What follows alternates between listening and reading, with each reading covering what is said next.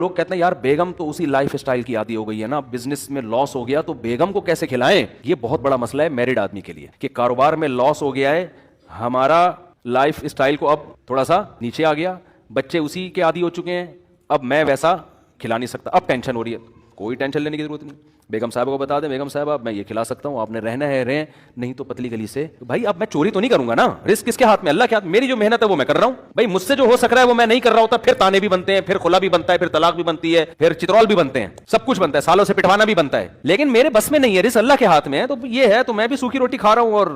ہمارے نبی بھی جو ہے نا فاقہ ہوتا تو ہم بھی فاقہ، آج پیر کے دن روزہ رکھتے ہیں، ٹھیک ہے تم بھی سحری میں 2 پاپے کھا لینا، میں بھی کھا لوں گا، یا تو میں باہر پیسے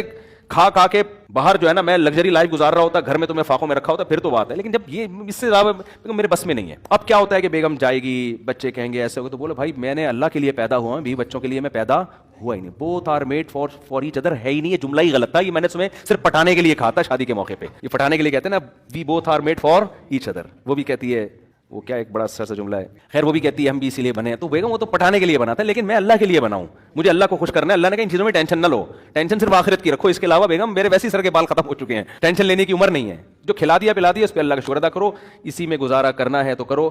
شریف خاندان کی اچھی ہوگی گزارا کرے گی، نہیں ہوگی تو چلی جائے گی، تو خوشی خوشی۔ لوگ کہتے ہیں پھر لوگ تانا دیں گے، ابے تو بھائی لوگوں کی پرواہ بالکل نہ کرو۔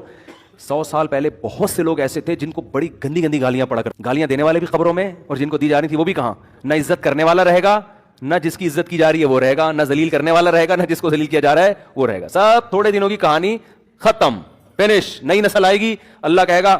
اس کے عمل کو اللہ دیکھے گا، اور فرشتے فائلیں لپیٹ کے چلے جائیں گے، آخرت میں پتہ چلے گا کون عزت دار تھا اور کون ناکام تھا، یہ آخرت میں پتہ چلے گا۔ تو فیملی میٹر میں بھی نا وہ دیکھا کرو کہ میرے بس میں کیا ہے، جو چیز بس میں نہیں ہے اس کی کبھی ٹینشن نہیں لینی ہے، آپ کے بس میں نہیں ہے رزق بڑھانا بھائی، یہ اللہ کے ہاتھ میں ہے، جو آپ کے بس میں اس میں سستی نہ کرو، آپ بڑھ جائے ٹھیک ہے، نہیں بڑھے بھائی اسی پہ ہم خوش ہیں یار، اللہ اسی پہ راضی ہے بس، ٹھیک کوئی بات نہیں، گولے گنڈے بیچیں گے ہم تھوڑے دنوں میں، کوئی مسئلہ نہیں ہے، دمبوں کا کاروبار کریں گے۔ تو بیگم کو بھی بتانا،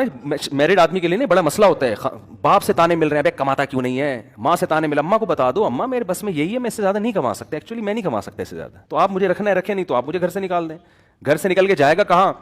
فٹ پاتھ پہ سو جائے جا کے، 2-3 دن نیند نہیں آئے گی، پھر آنا شروع ہو جائے گی، اتنا خدا کی قسم مزہ آئے گا نا پیسے واپس کیونکہ مقصد آخرت ہے بھائی، ہے ہی نہیں، اور پھر جو پیسہ آئے گا اس میں مزہ بھی بہت آئے گا، کیونکہ آپ ذہنی طور پر تیار ہو کہ اللہ میری ضرورت صرف 2 وقت کی روٹی ہے، اب جو اللہ بنگلہ دے گا، گاڑیاں دے گا، تو آدمی کہے گا اللہ میں نہ اس کا مستحق ہوں، نہ مجھے ضرورت ہے، کھلایا جا رہا ہے، اور میں ایسے لوگوں کو بھی جانتا ہوں الحمدللہ، ایک میرے پاس آ کے کہتے ہیں حضرت سمجھ میں نہیں آ رہا، اتنا پیسہ آ رہا ہے سمجھ میں نہیں آ رہا، ہم تو نہ نیک ہیں اتنے، اور نہ جناب ہم نے کوئی اتنی محنت کی ہے، کیا کریں؟ میں کہتا ہوں شکر ادا کرو بھائی اللہ کا، اور کیا کرو، اور نیک بننے کی بھی کوشش کرو، اگر نہیں ہو تو شکر ادا کرو اللہ کا۔ ایسے لوگ بھی ہیں اور ایسے بھی ہیں، جتنا مرضی کما لو، ہائے پیسے ہی نہیں ہے۔